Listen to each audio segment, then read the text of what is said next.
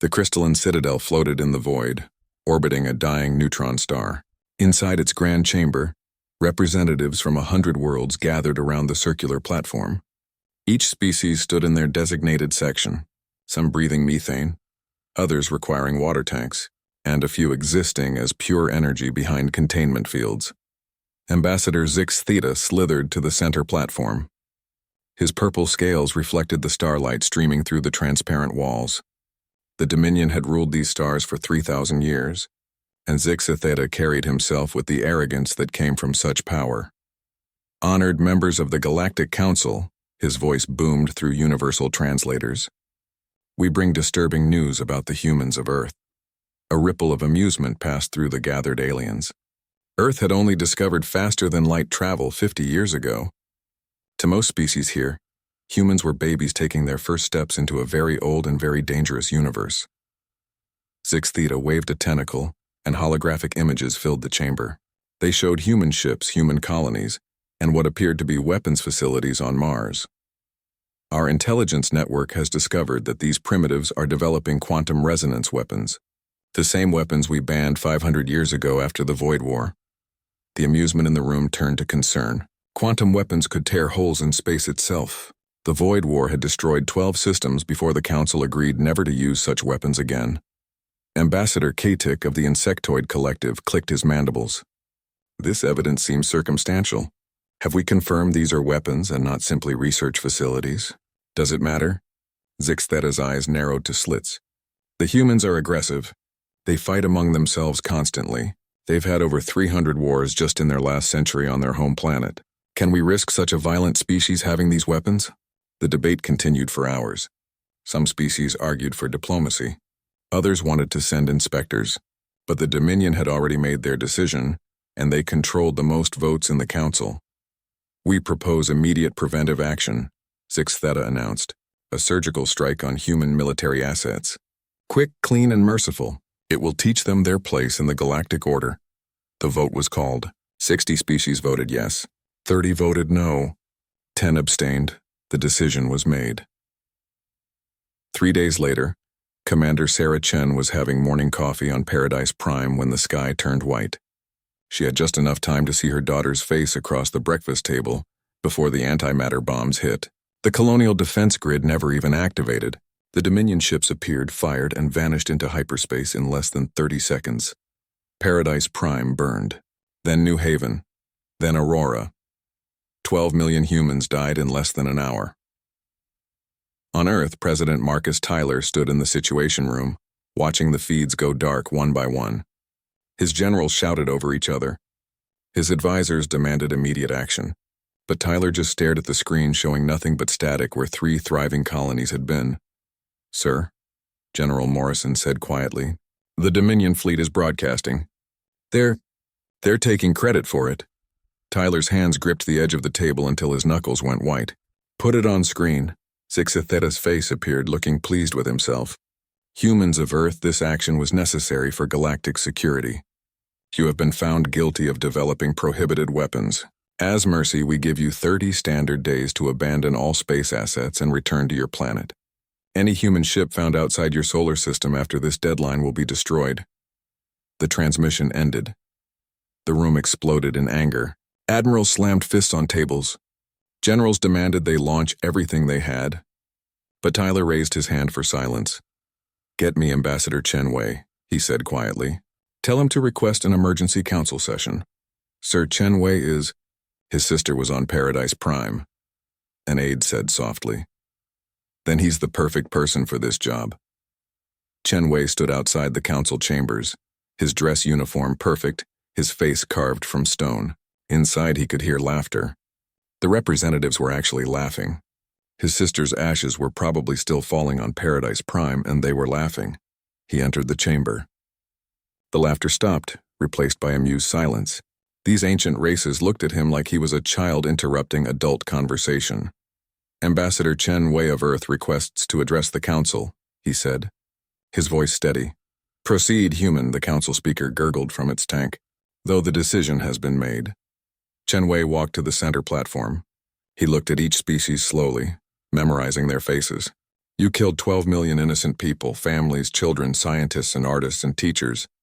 You gave no warning, no chance to evacuate, no opportunity to defend our position. Your position was indefensible, Zix Theta interrupted. You were developing illegal weapons. We were developing quantum power generators for deep space exploration, Chen Wei replied. The technology is similar, but the application is completely different. You would have known this if you had asked. The risk was too great, another representative called out. Your species is too violent, Chen Wei nodded slowly. Yes, we are violent. We fought each other for thousands of years. We learned war before we learned to write. We perfected killing before we perfected art. His voice dropped to almost a whisper, but every translator caught it perfectly, and then we chose to stop. We chose to reach for the stars instead of each other's throats. We chose peace. He pulled out a small device and placed it on the platform. A hologram appeared showing 3 beautiful worlds full of life. Paradise Prime with its purple oceans, New Haven with its floating cities, Aurora with its crystal forests. These were peaceful colonies. No military bases. No weapons.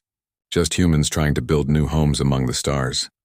The hologram shifted, showing the same worlds burning. You took that from us. You took our choice. The chamber was silent now. But you're right about one thing. Chen Wei continued. We are violent. We are very, very good at it. We spent thousands of years perfecting the art of war. And then we chose peace. The key word there is chose. You've taken that choice from us. Zix Theta rose to his full height, all 4 meters of scaled muscle and authority. Is that a threat, little human? Chen Wei looked him directly in the eyes. No, it's a promise. You've made a grave error today. You've killed our children. The last species that did that no longer exists. We burned their entire civilization to ash and scattered it across the void. That was when we only had nuclear weapons and chemical rockets. He turned to address the entire council. We have tried to be peaceful neighbors. We have followed your rules. We have respected your borders. In return, you murdered 12 million of us for a crime we didn't commit. You have 24 hours to make this right. Full reparations, the heads of those who ordered this attack, and a formal apology to every human in the galaxy. Or what? Zix Theta laughed. You have 200 ships. We have 10,000. You are insects compared to us.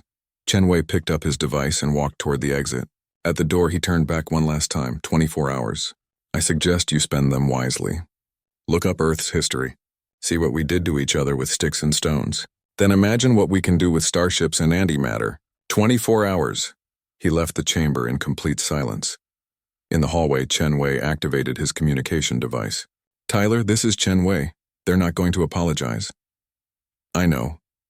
The president's voice came back heavy with exhaustion and rage. Begin Protocol Omega. Sir, once we start this, they killed 12 million people, Chen, children, families. They laughed about it. Send the message. Chen Wei closed his eyes and thought of his sister's smile. Yes, sir. The message is sent. God help us all. Across human space, on every ship, every station, every colony, the same message appeared. Remember Paradise Prime. Remember New Haven. Remember Aurora. Protocol Omega is now active. Humanity goes to war. The council chamber erupted in laughter after Chen Wei left. The sound echoed off the crystalline walls like broken glass. Ambassador Zix Theta coiled his serpentine body in satisfaction, his scales shimmering with amusement. Did you see his face? Gurgled the aquatic delegate. 24 hours, as if these primitives could do anything in 24 cycles. Katik of the insectoid collective rubbed his front legs together, a sign of mirth among his people. My hive mind has analyzed all possible human responses. Their 200 ships would need 17 days just to reach our nearest military outpost. This is what the humans call a bluff. The data streams flowed across the chamber's displays. Every species' military intelligence agreed. Humanity had exactly 212 combat vessels. The Dominion alone commanded 10,000. The entire council fleet numbered over 50,000. The math was simple, brutal, and final. Still, the crystalline shard representative chimed, its voice like wind through glass. We should increase monitoring. Pride before the fall, as the humans say. By all means, Zix Theta waved dismissively. Watch them scramble. It will be entertaining. On Earth, President Tyler stood in a bunker 3 kilometers beneath Mount Cheyenne. The room was smaller than the public situation room, older and known to less than 50 people on the planet. The walls were carved from solid rock and lined with metals that didn't appear on any periodic table Earth had shared with the galaxy. "Status report," Tyler commanded. General Morrison pulled up a holographic display. "All ghost stations report ready. The Mars Collective is online. The Jupiter Deep Array is powered. The Saturn Ring installation is hot. How many ships do we really have, Morrison?" The general's smile was grim. 212 official vessels, sir. And 8,418 that don't exist." Tyler nodded. For 50 years, Earth had played the part of the eager newcomer, the primitive species happy to join the galactic community. Every ship they built was registered. Every weapon was inspected. Every technology was shared. Everything they wanted the galaxy to see. But humans had learned something important from their own history. Never show your true strength until you must. And when you must, strike so hard that you never have to strike again. What about the Titan Vault? The precursor technology is integrated and operational, Dr. Yuki Tanaka reported from her screen. "We can phase shift on command. The dark matter weapons are charged. The dimensional fracture devices are armed." Tyler looked at the faces around him. Good men and women who had kept humanity's greatest secret for decades. They had found it on Titan 50 years ago, buried in the ice, a cache of technology from the precursors, the race that had built the first hyperlanes before vanishing a million years ago. Earth had told no one. "Are we really going to do this?" asked Admiral Susan Cross. "Once we reveal what we have, everything changes. We can't go back to being the harmless newcomers." "They killed 12 million of us," Tyler replied. "Children, families, they laughed about it." "Yes, Admiral, we're doing this." Above Earth, in spaces between spaces, ships powered up that had been dormant for decades. They existed in phase space halfway between real and not, invisible to any sensor the Council had. Their hulls were black as the void. Their weapons were things that shouldn't exist. And their crews had been training for this moment their entire lives. On the Dominion throne world, Supreme Commander Vortek reviewed the intelligence reports with satisfaction. Human ships were moving, but predictably. They were forming defensive positions around Earth. Some were heading to their remaining colonies to evacuate civilians. It was exactly what a panicking, primitive species would do. "Commander," his aide hissed, "we're detecting some unusual energy readings from human space." "What kind of readings?" "Unknown, sir. They appear then vanish. Our scientists think it might be industrial accidents. The humans are probably pushing their primitive reactors too hard in their panic." Vortek laughed, a sound like grinding metal. "Let them burn out their engines. It will make the conquest easier." In the asteroid belt between Mars and Jupiter, things that looked like rocks were not rocks. They were ships covered in asteroid material, hidden for 30 years. Inside them, crews received the Protocol Omega message and began their startup sequences. Captain Jane Roberts sat in the command chair of the UNS Nemesis, a ship that didn't exist according to any registry. Her crew of 300 had lived their entire adult lives in secret, training for a war they hoped would never come. "All stations report," she commanded. "Phase. Drive online. Dark matter cannons charged. Dimensional. Shields at full power. Precursor. Targeting array active." Roberts looked at the picture on her console. Her daughter had been on Paradise Prime studying to be a botanist. She'd been so excited about the purple flowers that grew there. "All ghost ships, this is Nemesis Actual." She broadcast on quantum channels the Council didn't know existed. "Remember why we fight. Remember who they took from us. On my mark, we phase into real space and execute Strike Pattern Alpha." 8,000 acknowledgements came back instantly.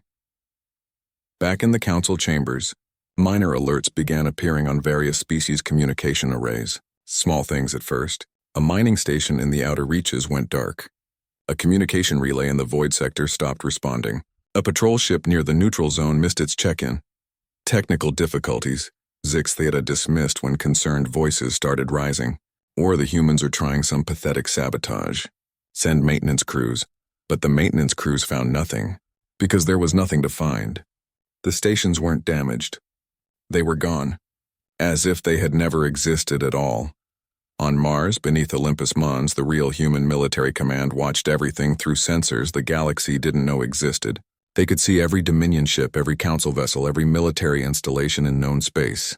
The precursor technology gave them eyes everywhere. General Chen Li, Ambassador Chen Wei's father, stood before the massive display. His grandson had been on New Haven. His daughter-in-law had been on Aurora. This was no longer a military operation.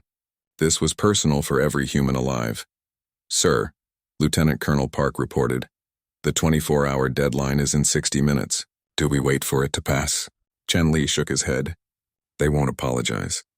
They're too proud. Begin positioning for Operation Sunrise." "Sunrise, sir?" "Because after tonight the galaxy will wake to a new dawn, one where humanity is no longer prey." The strange readings in human space increased. Energy spikes that shouldn't be possible with human technology. Spatial distortions that violated 3 laws of physics. Gravitational anomalies that made no sense. The Council's scientists were baffled. The military leaders were dismissive. Only a few species, the oldest ones, the ones who remembered legends of the precursors, began to feel uneasy. "Ambassador," the eldest of the ancient crystals transmitted directly to Zixa Theta, their voice carrying across dimensions. "These readings are familiar. We have seen them before in the oldest archives. You must apologize to the humans, now." "Don't be ridiculous," Zix Theta scoffed. "They're primitives having technical failures." "No," the eldest's voice carried urgency now. "These are precursor signatures. The humans have precursor technology." Zix Theta's scales went pale, but only for a moment. "Impossible. We would have detected it. Unless they hid it. Unless they've been hiding it all along." The implications hung in the air like a death sentence. If humanity had precursor technology and had hidden it for 50 years, then everything the Council believed about human capabilities was wrong. Every single thing. 55 minutes until the deadline. Human ships began disappearing from sensors. Not destroyed, not running, just gone. As if they had stepped sideways out of reality. 50 minutes. The energy readings stopped. All of them.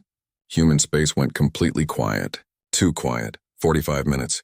A single message was broadcast from Earth on all Council channels. "We offered you peace.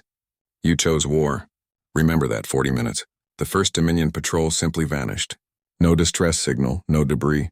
One moment it was there, the next it wasn't. 30 minutes. 3 more patrols gone. Then a station. Then an entire defense platform. 20 minutes. Panic began spreading through Dominion Command. Whatever was happening, they couldn't stop it. They couldn't even see it. 10 minutes. Zixa Theta stood in the Council chamber, watching the tactical displays with growing horror. Dozens of Dominion assets were vanishing. His aide approached with a message from their home world. "The humans are coming." 5 minutes. Every hyperspace beacon in Dominion space flickered. 1 minute. Zixa Theta reached for his communicator to send an apology. 0. Every hyperspace beacon in Dominion space went dark at once. 10,000 star systems, suddenly cut off from faster-than-light travel. The Dominion's mighty empire isolated in an instant. And in the darkness between the stars, 8,000 human ships dropped out of phase space, surrounding every major Dominion military installation. Humanity had arrived. The real humanity. The one that had conquered their own world 3 times over. The one that had split the atom out of curiosity and weaponized it out of spite. The one that had found the technology of gods and decided to keep it secret until someone was stupid enough to wake the sleeping giant. Admiral Vortek of the Dominion fleet stood on the bridge of his flagship, the Infinite Conquest. His purple scales had gone pale with shock. The tactical display showed the impossible. 8,000 human ships had appeared from nowhere, surrounding 500 of his most important military installations across 50 systems. "How?" he whispered. Then louder, "How did they get there?" "Our sensors showed nothing." His science officer's tentacles trembled as she responded. "They came from phase space, Admiral. They were existing between dimensions. Our sensors can't detect anything there because technically, it doesn't exist in our reality." "That's impossible. Phase space technology is theoretical. Even we haven't achieved it. The humans have. The human ships hung in space like predators waiting to strike. They were nothing like the crude vessels Earth had shown the galaxy. These were sleek black things that seemed to absorb light. Their hulls rippled with energy patterns that hurt to look at directly. They were wrong in every way that mattered to physics. A communication came through on every Dominion channel simultaneously. The image showed Captain Jane Roberts standing on the bridge of the Nemesis. Behind her stood hundreds of humans, all wearing the same expression of controlled fury. Forces of the Dominion. she said calmly. "I am Captain Roberts of the United Nations Ghost Fleet. You have murdered our people. You have destroyed our colonies. You have laughed at our grief. This ends now." Vortek grabbed his communication console. "This is Admiral Vortek of the Dominion Empire. You are outnumbered. We have 10,000 ships to your 8,000. Stand down or be destroyed," Roberts smiled. It was not a pleasant smile. "Admiral, you're assuming all our ships are here. You're also assuming your shields will work against our weapons. Both assumptions are wrong." She held up a small device. "This button will fire every weapon we have aimed at your installations. Kinetic rounds traveling at 99% the speed of light, launched from phase space. Your shields are designed to stop energy weapons and solid matter in normal space. They can't stop something that exists in a different dimension until the moment of impact. You're bluffing." "Tarkon Defense Station," Roberts said simply. 300 light-years away. Tarkon Defense Station exploded. It wasn't hit by lasers or plasma or antimatter. It was hit by a tungsten rod the size of a building, moving so fast that when it shifted from phase space to real space, it carried the kinetic energy of a small star. The station didn't explode so much as it simply stopped existing, converted instantly to energy. The feed from Tarkon went dark. "That was one rod from one ship," Roberts continued. "Each of our ships carries 500 such weapons. Do the math, Admiral." Vortek did the math. 4 million kinetic weapons, all aimed, already. His shields useless. His fleet scattered across the Empire. The humans had planned this perfectly. In the council chambers, panic reigned. Every display showed the same thing. Human ships appearing throughout Dominion space. The impossible made real. The primitives revealing themselves as anything but primitive. Zixa Theta stood frozen as reports flooded in. The humans hadn't just hidden a few ships. They had hidden an entire civilization's worth of military might. They had technology that shouldn't exist. They had played the entire galaxy for fools. Ambassador Chen Wei entered the chamber. This time no one laughed. The human walked to the center platform with the confidence of someone who held all the cards. 24 hours have passed," he said simply. "You didn't apologize. You didn't offer reparations. You didn't surrender those responsible. So now we will take what we are owed. This is an act of war." Zixa Theta found his voice. "The entire council will respond." Chen Wei turned to face him. "Will they?" "We haven't attacked the council. We've targeted only the Dominion, only those who murdered our people. Any species that joins them will share their fate." He touched his communicator and new images appeared on the displays. They showed human ships, but not the Ghost Fleet. These were massive vessels, each one the size of a city. "These are our world killers," Chen Wei said conversationally. "We have 50 of them. Each one can crack a planet in half. They're currently in phase space orbiting the 50 most populated Dominion worlds. We know you have planetary shields. We know you have defense grids. None of that matters when we can materialize a ship inside your shield bubble and drop a quantum bomb directly into your planet's core." The chamber fell silent. The implications were clear. Humanity could destroy the Dominion completely and there was nothing anyone could do to stop them. "But we're not monsters," Chen Wei continued. "We don't kill civilians. Unlike you, so here are our terms. The Dominion will surrender unconditionally. You will turn over everyone involved in planning and executing the attacks on our colonies. You will pay reparations of 1 trillion credits to the families of the victims. You will cede 10 systems to human control. And you will step down from the council permanently." "Never," Zix Theta hissed. "We are the Dominion. We have ruled for 3,000 years. And the precursors ruled for 1,000,000 before they vanished," Chen Wei replied. "Would you like to follow their example?" Back in Dominion space, Admiral Vortek was facing a mutiny. His own crews were refusing to fight. They had seen what one kinetic rod could do. They had families on the worlds the world killers were threatening. The math was simple. Fight and die or surrender and live. Admiral, his second-in-command, said quietly, "We must consider their terms." "We are the Dominion," Vortek repeated weakly. "We were the Dominion," his officer corrected. "Now we're targets." Captain Roberts watched the Dominion forces struggle with their decision. She felt no satisfaction in this, no joy, just a cold, empty place where her daughter's laughter used to be.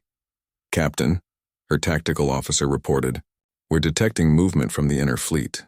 3,000 Dominion ships are converging on our positions." "They're really going to fight?" her executive officer asked in surprise. Robert studied the displays. No, look at their formation. That's not an attack pattern. That's a surrender formation. She was right. One by one, Dominion ships were powering down their weapons, lowering their shields and transmitting surrender codes. The crews didn't want to die for their leader's pride, but not everyone was ready to give up. In his private chamber, Zixith Theta activated a secret communication channel. Activate the Omega Protocol, he ordered. If we cannot rule, then everyone burns. Deep in Dominion space, hidden installations came online. These were the Empire's last resort. Planet-killer weapons that violated every treaty, every law of war. Weapons that could turn stars into supernovas. Alarms screamed across human ships as the weapons powered up. Roberts looked at the readings in horror. They're going to destroy their own systems rather than surrender. But humanity had planned for even this. Execute Sunrise Protocol, she commanded. On Earth, President Tyler gave the same order. Sunrise Protocol authorized. From phase space, 1,000 more human ships appeared. But these weren't warships. They were something else entirely. They surrounded each Omega weapon and projected fields of twisted spacetime around them. The weapons fired, but their energy went nowhere. It was trapped in pockets of folded space, contained and harmless. How? Vortek whispered, watching his Empire's last hope fail. The answer came from Earth. President Tyler appeared on every screen in the galaxy. For 50 years we studied you, he said. All of you. We learned your strengths, your weaknesses, your secret weapons, and your hidden fears. We smiled and played the primitive newcomers while we prepared for the day one of you would do exactly what the Dominion did. We hoped that day would never come, but we prepared for it anyway. He paused, letting his words sink in. The Dominion thought they were punishing a primitive species. Instead, they woke something that should have been left sleeping. Humanity didn't come to the stars to conquer. We came to explore, to make friends, to find our place in a vast universe. But we brought our weapons with us. Not the ones you could see. The ones we kept hidden, because we know what we are. We are the species that weaponized physics itself, that turned mathematics into warfare, that looked at the fundamental forces of the universe and asked, how can we use this to win? And now you know. We are not your prey. We are not your subjects. We are not your inferiors. We are humanity, and we are done playing nice. The president's image faded, replaced by a simple counter. It showed the number of Dominion military assets destroyed, 500. As they watched, it ticked up to 501, then 502. Somewhere in space, human weapons were finding their targets. Zixitheta's scales had gone completely white. His empire was falling. His fleet was surrendering. His weapons were useless, and it had all happened in less than an hour. Please, he whispered into his communicator. Please stop. Chen Wei looked at him from the center of the council chamber. Did you stop when our colonies burned? Did you stop when our children died? Did you stop when we begged for mercy? We were wrong, Zixtheta admitted, the words torn from him. We were wrong. Please, no more. The counter kept climbing. 50, 600. 650. Around the chamber, other species were backing away from the Dominion delegation. The message was clear. The Dominion stood alone. The terms, Zixitheta said desperately. We accept your terms. All of them. Just stop. Please stop. Chen Wei touched his communicator. Admiral Vortek stood in chains before the human tribunal. The grand courtroom on Earth's orbital station was packed with representatives from every human colony, survivors from Paradise Prime, New Haven, and Aurora, and observers from across the galaxy. 3 months had passed since the Dominion's surrender, and now came the reckoning. You stand accused of genocide, the chief judge announced. The murder of 12 million civilians. How do you plead? Vortek's purple scales had lost their shine. The proud admiral who had commanded 10,000 ships now looked broken. I followed orders, he said quietly. So did many throughout history who committed atrocities, the judge replied. That defense has never been acceptable to humanity. While the trials proceeded on Earth, changes rippled across the galaxy. The Dominion Empire was being dismantled piece by piece. Their military was reduced to a defense force. Their occupied worlds were given independence. Their seat on the council was permanently revoked. But something else was happening too. Something unexpected. Captain Roberts stood on the bridge of the Nemesis, now stationed openly at the new human military base in what used to be Dominion space. Her communication officer turned to her with a puzzled expression. Captain, we're receiving requests for alliance from 17 different species. 17? Roberts was surprised. Why? They say they want our protection. After what we did to the Dominion, everyone wants to be on our side. Roberts felt uneasy. This wasn't what humanity had wanted. They had revealed their strength to defend themselves, not to become the new galactic superpower. In the council chambers, a heated debate was underway. Without the Dominion's controlling influence, old grievances were surfacing. The Thrakari Federation accused the Melody Commonwealth of territory theft. The Savage Moons Alliance demanded reparations from the Crystal Hierarchy for a war fought centuries ago. Katik of the Insectoid Collective approached Ambassador Chenwei during a recess. The balance is broken, the Insectoid clicked nervously. Without the Dominion's iron grip, chaos comes. You must take their place. That's not what we want, Chenwei replied firmly. What you want and what the galaxy needs may be different things, Katik responded. As if to prove the Insectoid's point, alarm suddenly filled the chamber. The Thrakari had just attacked a Melody colony. The first shot in what could become a galactic war had been fired. President Tyler received the emergency call in his office on Earth. Sir, the Thrakari Melody conflict has begun. Both sides are mobilizing their fleets. Tyler rubbed his temples. And let me guess, both are asking for our support? Yes, sir. And so are 12 other species who fear they'll be drawn in. This was the nightmare scenario. Humanity had removed the Dominion's tyranny, but that tyranny had also kept the peace through fear. Now without it, centuries of suppressed conflicts were exploding. Get me Chenwei, Tyler ordered, and summon the Joint Chiefs. We need a new strategy. Back at the trials, a surprise witness was called. Supreme Leader Zix Theta himself, the architect of the attack on human colonies. He had been captured trying to flee to dark space and now stood before humanity's judgment. I regret nothing, he hissed defiantly. You were a threat to the natural order. The strong rule the weak. That is the way of the universe. No, the prosecutor responded. That's the way of animals. Humanity chose a different path. We chose law over strength, justice over power. And look where it got you, Zix Theta spat. Now you must become what you defeated. The galaxy looks to you for order. You must rule or watch it burn. His words echoed what many were thinking. In trying to avoid becoming conquerors, had humanity accidentally become something worse? Kingmakers who destroyed the old order without establishing a new one? Captain Roberts received new orders that she didn't like. We're to intervene in the Thrakari Melody conflict. Stop both fleets from engaging. Both fleets, her executive officer asked.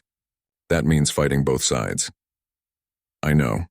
The Nemesis and 50 other Ghost Fleet ships phase-shifted into the battle zone just as the two fleets were about to engage. Hundreds of Thrakari and Melody ships faced each other across empty space, weapons charged, shields raised. Roberts opened a channel to both fleets. This is Captain Roberts of the human Ghost Fleet. Stand down immediately or we will disable every ship here. The Thrakari commander laughed. You're bluffing. You won't attack both of us, Roberts sighed. She gave the order she had hoped never to give. Fire disruption pulse. From the Ghost Fleet ships, waves of energy pulsed outward. Not destructive energy, but something far more sophisticated. Every ship in both fleets suddenly found their weapons offline, their shields down, their engines dead. The precursor technology had given humanity weapons that didn't destroy, but simply turned everything off. Within seconds, two mighty fleets were floating helplessly in space. As I said, Roberts announced, stand down. Your governments will negotiate a peaceful solution, or you'll float here until your life support runs out. The message was clear. Humanity would not rule the galaxy, but they wouldn't let it destroy itself either. In the council chambers, Chenwei proposed something unprecedented. The age of empires is over, he declared. No single species will rule the others. Instead, we propose the Galactic Accord. Every species gets one vote, regardless of size or power. Disputes are settled by law, not war. And anyone who breaks the peace, he paused, letting the weight of his words settle, answers to all of us. And who enforces this accord? The Crystal Hierarchy asked skeptically. We do, all of us. But humanity will provide the deterrent. Chenwei activated a hologram showing human ships stationed throughout the galaxy. Our Ghost Fleet will remain in phase space, watching, waiting. We don't want to rule. But we will prevent anyone else from ruling through force. The debate lasted for days. Some species saw it as human domination by another name. Others saw it as their only hope for peace. But as news arrived of more conflicts breaking out across the galaxy, the choice became clear. The vote was called. 90 species voted yes. 8 voted no. 2 abstained. The Galactic Accord was born. President Tyler stood before the people of Earth, broadcasting to every human in the galaxy. We have become something we never intended. Not conquerors, but guardians. Not rulers, but referees. This is not the future we imagined when we reached for the stars, but it is the future we must accept. He looked directly into the camera. To our fellow humans, I know this is not what we wanted. To carry this burden. To be the threat that keeps the peace. But remember Paradise Prime, remember New Haven, remember Aurora. We revealed our strength to protect ourselves. Now we must use it to protect others or watch the galaxy tear itself apart. To the other species watching, know this. We will be fair. We will be just. But we will not be weak. The Ghost Fleet watches from the spaces between spaces. Our world killers remain in phase space around every major world. Not as conquerors, but as prevention. The age of empires is over. The age of accountability has begun. Back at the trials, the verdicts were being read. Vortec received life imprisonment. Other Dominion officers received sentences ranging from decades to centuries. But Zixtheta received something different. You will not be imprisoned, the judge announced. Instead, you will spend the rest of your life teaching. You will travel to every world, every school, every military academy, and you will tell them what happens when the strong prey upon those they think are weak. You will be a living reminder of the cost of arrogance. Zixtheta's scales turned black with shame. For his species, this was worse than death. As the trials concluded and the new order took shape, humanity found itself in an uncomfortable position. They were not the rulers of the galaxy, but they were its police. They had not sought power, but power had been thrust upon them. Captain Roberts stood on her bridge watching the stars. Her tactical officer approached with a report. Captain, we're detecting something unusual. Energy signatures from outside the galaxy. Roberts looked at the readings. They were familiar yet different. Similar to precursor technology but more advanced. How long until they arrive? At their current speed, about 6 months. Roberts touched her communicator. Earth Command, this is Nemesis. We may have company coming, and I don't think they're friendly. The officer looked concerned. How do you know? Roberts studied the patterns. They were search patterns. Hunting patterns. Because they're moving like predators. And they're heading straight for inhabited systems. She thought about everything that had happened. Humanity had revealed their strength to defeat the Dominion. They had established a new order to keep the peace. But in doing so, had they also painted a target on the entire galaxy? Send a priority message to Earth, she ordered. Tell them the real test is coming. Everything until now has been practice. As news of the approaching unknown force spread, the galaxy's reaction surprised everyone. Instead of panic, instead of every species fleeing to save themselves, they turned to humanity. You defeated the Dominion in an hour, Katik said to Chen Wei. You stopped our wars without firing a shot. If anyone can face this threat, it's humanity. Chen Wei wanted to protest, to say that humanity wasn't ready for this responsibility. But looking at the hope in the alien faces around him, he realized they had no choice. Humanity had wanted to explore the stars as equals. 6 months had passed since Captain Roberts detected the approaching force. The galaxy had transformed into something unprecedented, a united military alliance under humanity's leadership. Ships from 100 worlds trained together, their crews learning to work as one despite centuries of mistrust. President Tyler stood in the new Galactic Command Center, built in neutral space where all species could breathe the same air. Around him, military leaders from every major civilization studied the tactical displays showing the approaching threat. They'll reach the outer colonies in 12 hours, General Morrison reported. We've evacuated everyone we could, but 3 systems refused to leave their homes. The unknown force had finally come close enough to scan properly. What they found was terrifying. 300 massive ships, each one dwarfing even humanity's world killers. Their hull signatures matched precursor technology but evolved, improved, weaponized beyond anything in the archives. It's them, the Crystal Eldest said with certainty. The precursors. They've returned. Chen Wei studied the data from his position at the diplomatic station. But why now? Why return after 1,000,000 years? The answer came in the form of a transmission, broadcast on all frequencies in perfect galactic standard. The image that appeared made everyone step back in shock. The being was humanoid but wrong, too tall, too thin, with skin that shifted like liquid metal and eyes that held the depth of collapsed stars. When it spoke, its voice carried the weight of eons. Children of the galaxy, it said. We are the precursors. We seeded life among these stars 1,000,000 years ago as an experiment. We left you to develop, to grow, to prove yourselves worthy.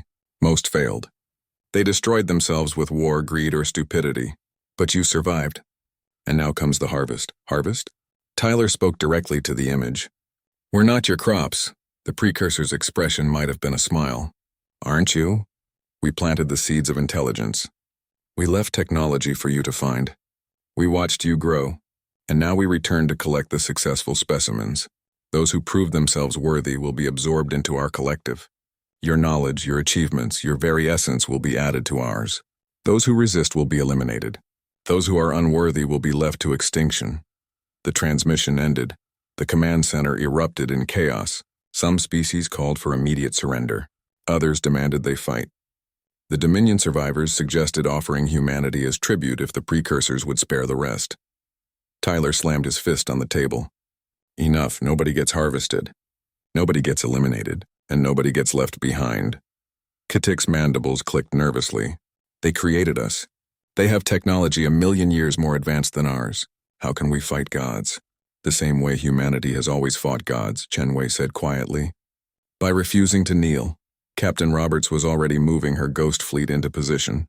8,000 ships dropped out of phase space in a defensive line between the precursor fleet and the galaxy.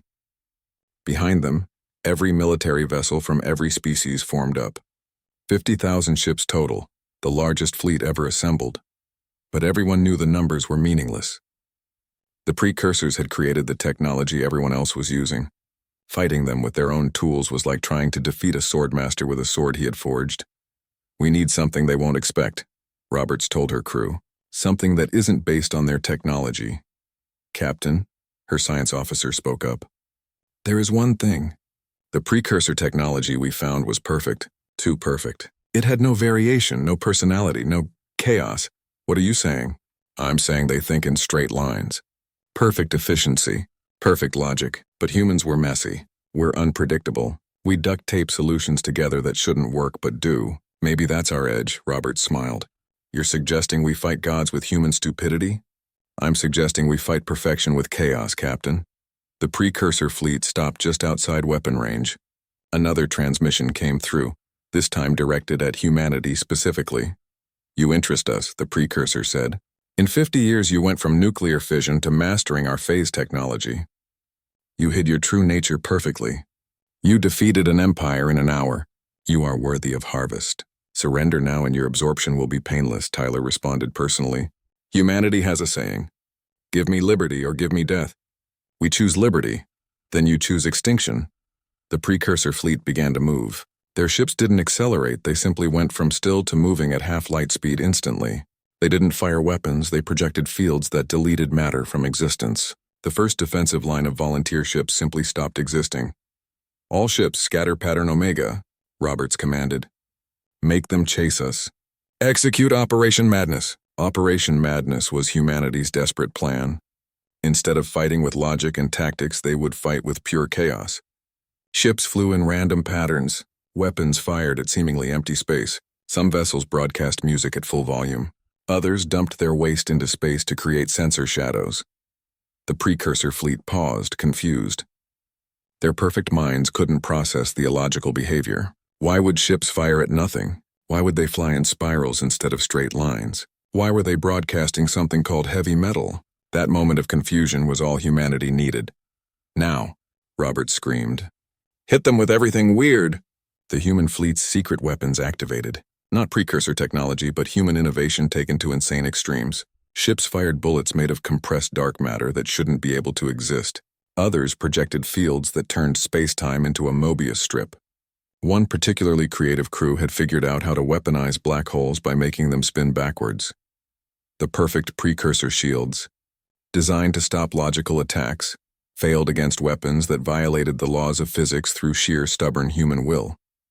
3 precursor ships took damage. Actual damage. The galaxy watched in awe as the impossible happened. The gods bled, but the precursors adapted quickly. Their ships shifted, reconfigured, became something even more terrifying. They started predicting the chaos, finding patterns in the madness. They're learning, Morrison reported from command. They're adapting to our chaos. Tyler made a decision that would haunt him forever. Release the Pandora Protocol. Sir, I know what it is. Do it. Deep in Earth's oceans, in bunkers that didn't officially exist, humanity's darkest secret activated. For 50 years, Earth scientists hadn't just studied precursor technology. They had tried to break it, to corrupt it, to turn perfection into chaos. They had created a virus. Not biological, but technological. A virus that infected space-time itself. The virus deployed from hidden satellites, spreading faster than light, carrying one simple instruction: make everything random. It hit the precursor fleet first. Their perfect system suddenly couldn't calculate properly. 2 + 2 = 5, then 3, then purple. Their navigation systems decided up was sideways. Their weapons started firing backwards, but the virus didn't stop there. It spread to the Allied fleet, to the planets, to space itself. Reality began glitching. Ships phased in and out of existence. Stars flickered like broken lights. On several worlds, gravity briefly forgot which way was down. What have you done?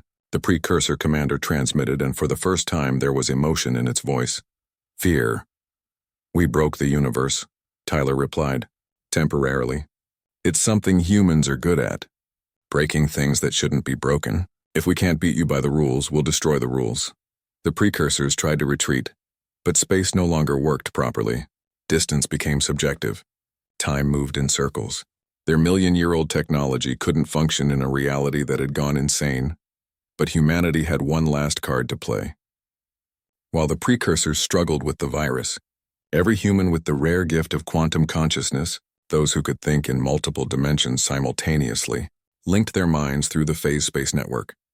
Together, they reached out to the virus and gave it a new instruction: recognize friend from foe. Suddenly, the chaos had purpose. It attacked only the precursors, leaving the Allied fleet untouched. Reality still glitched, but now it glitched with intent. The precursor fleet was trapped in a reality that hated them. Their ships began to fail, their systems corrupted beyond repair. The beings who had mastered the universe couldn't handle a universe that refused to make sense. Stop, the precursor commander pleaded. You'll destroy everything. The virus will spread beyond control. You'll end all existence! Then you'd better leave, Robert said coldly, and never come back. Because if you do, we'll break reality again, and next time we might not be able to fix it. The virus suddenly stopped. Reality snapped back to normal like a rubber band. The Allied fleet found themselves exactly where they should be. The precursor fleet, however, was being pushed away by space itself, expelled like an infection. This is impossible, the precursor transmitted. You can't control chaos. No one can control chaos, Chen Wei answered this time. We don't control it. We just give it suggestions. And right now, we're suggesting you leave and never return. We're suggesting you forget this galaxy exists. And we're suggesting you tell any other precursors out there that this galaxy is protected. Protected by what? The precursor asked.